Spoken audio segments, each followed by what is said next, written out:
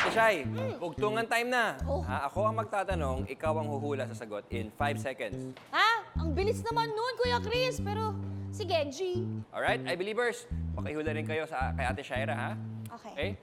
So, ang unang bugtong. Okay. Itapon mo kahit saan, babalik sa pinanggalingan.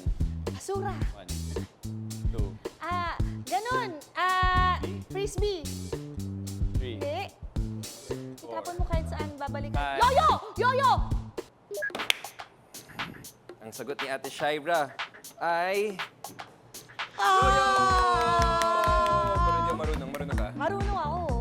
Ha, ha. Pangalawang bugtong. Okay. Kamay na maliit at malaki. Pareho ang sinasabi. 1, Gunting. 2, Orasan! Ha, ha, ha, ha. tik, Tak.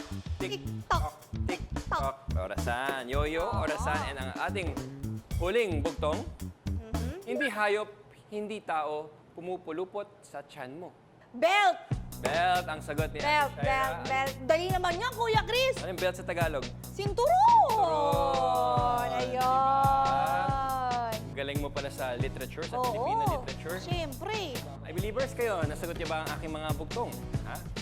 Ang mga bugtong ay part ng language na tumutulong sa atin para gumaling ang ating comprehension, pag-intindi, at nag-improve ng ating creativity, di ba? Para imbis na parating literal lang sinasabi natin. Oo nga. So, nagiging imaginative lang. Ganun pala yun, Kuya Chris. Akala ko kasi nantitrip lang yung mga nagpauso nun. Yung pala may kinalaman sa language.